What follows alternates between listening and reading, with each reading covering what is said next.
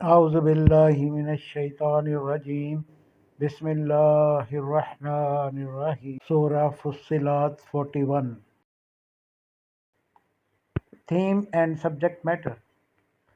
In the discourse that Allah sent down in response to what Utbah said, no attention whatsoever was paid to the absurd proposals that he had made to the Holy Prophet sallallahu alaihi wasallam. For what he had said was in fact an attack on the Holy Prophet ﷺ's intention and his intellect. His assumption was that as there was no possibility of his being a Prophet ﷺ and the Quran being Allah's revelation, inevitably the motive of his invitation must either be the desire to obtain wealth and political power, or God forbid, he had lost his reason. In the first case, he wanted to make a bargain with the Prophet ﷺ. In the second, he was insulting him when he said that Quraish chiefs would have been cured of his madness at their own expense. Obviously, when the opponents come down to such absurd things, no gentleman would like to answer them, but would ignore them and say what he himself had to say. Therefore, ignoring what Utbah said, this surah makes antagonism its subject of discussion, which the unbelieving Quraysh were showing stubbornly and wickedly in order to defeat the message of the Quran. They would say to the Holy Prophet sallallahu alaihi wasallam, "You may try however hard you try. We would not listen to you. We have put coverings on our hearts and we have closed our ears. There is a wall between you and us which would never let us meet together." They had given a clear notice to the Holy Prophet ﷺ to the effect, "You may continue your mission of inviting the people to yourself, but we would go on opposing you as hard as we can to frustrate your missions." For this object, they had devised the following plan. Whenever the Holy Prophet ﷺ or a follower of his would try to recite the Quran before the people, they would at once raise such a hue and cry that no one could hear anything. They were desperately trying to misconstrue the verses of Holy Quran and spread every kind of misunderstanding among the people. They misconstrued everything and found fault even with the straightforward things. They would isolate words and sentences from their right context from here and there, and would add their own words in order to put new meanings on them so as to mislead the people about the Quran and the Messenger ﷺ who presented it. They would raise strange objections, a specimen of which has been presented in this surah. They said, if an Arab presents a discourse in Arabic, what could be the miracle in it? Arabic is his mother tongue. Anyone could compose anything that he pleased in his mother tongue and then make the claim that he had received it from God. It would be a miracle if the person would suddenly arise and make an eloquent speech in a foreign language which he did not know. Then only could one say that the discourse was not of his own composition but a revelation from God. Here is a resume of what has been said in answer to this deaf and blind opposition. The Quran is most certainly the word of Allah, which He has sent down in Arabic. The ignorant people do not find any light of knowledge in the truths that have been presented in it plainly and clearly. But the people of understanding are seeing this light as well as benefiting by it. It is surely Allah's mercy that He has sent down this word for the guidance of man. If a person regarded it as an affliction, it would be his own misfortune. Good news is for those who benefit by it, and warning for those who turn away from it. If you have put coverings on your hearts and have made yourself deaf, it is none of the Prophet Wasallam's job to make the one hear who does not want to hear, and the one who does not want to understand forcibly.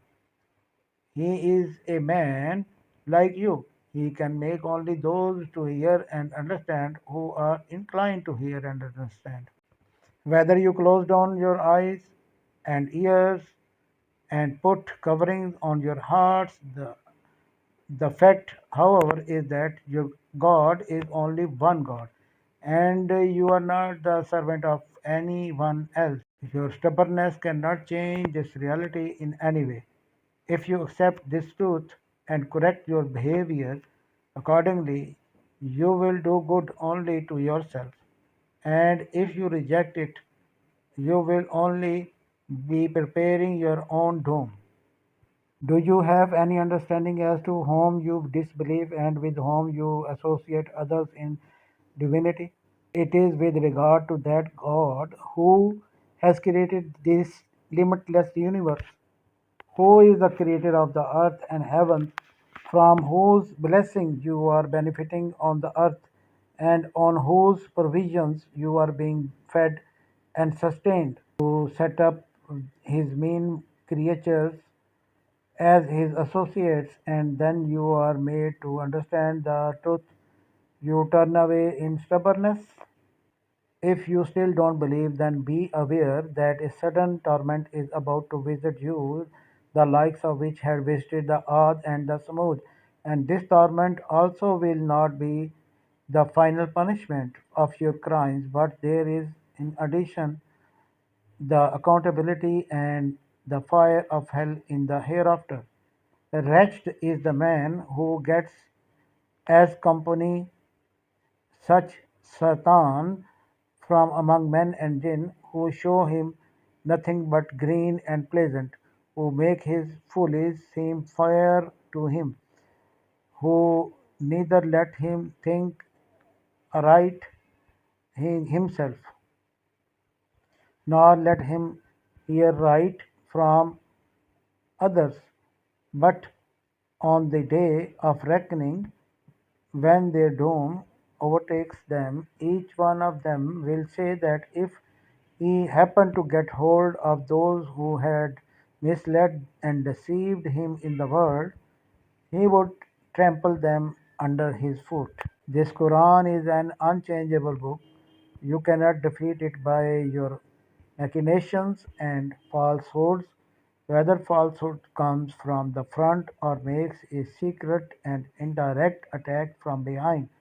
It cannot succeed in refuting it. Today, when this Quran is being presented in your own language so that you may understand it, you say that it should have been sent down in some foreign language. But had we sent it in a foreign language for your guidance, you would yourself have called it a joke, as if to say, what a strange thing, the Arabs are being given guidance in a non Arabic language, which nobody understands. This means that you, in fact, have no desire to obtain guidance. You are only inventing ever new excuses for not affirming the faith. Have you ever considered that if it became established that the Quran was really from Allah, then what fate you would meet by denying it and opposing it so vehemently as you do? Today you don't believe, but soon you will see with your own eyes that the message of this Quran had pervaded the whole world and you have yourself been overwhelmed by it. Then you will come to know that what you were being told was the very truth.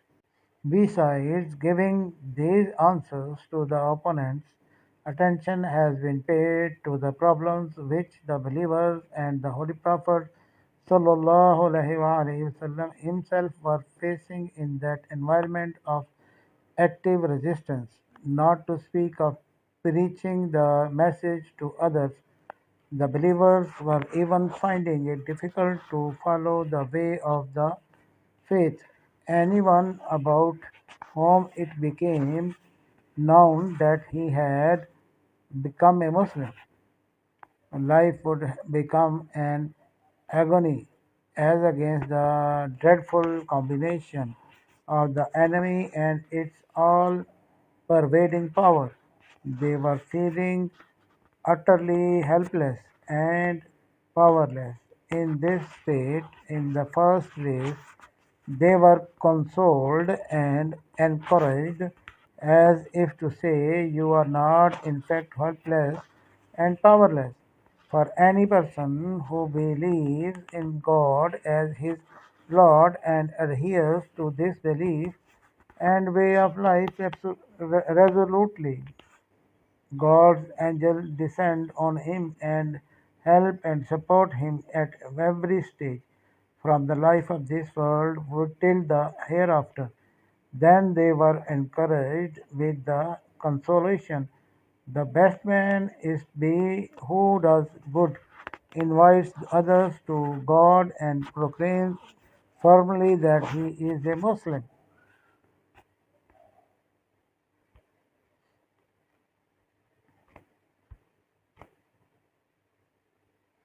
The question that was vexing the Holy Prophet ﷺ at that time was as to how he should carve out a way of preaching his message when he had to face such heavy odds on every side.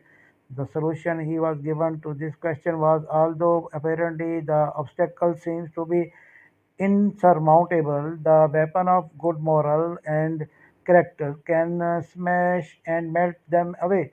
Use this weapon patiently, and whenever Shaitan provokes you and incites you to use some other device, seek refuge in Allah.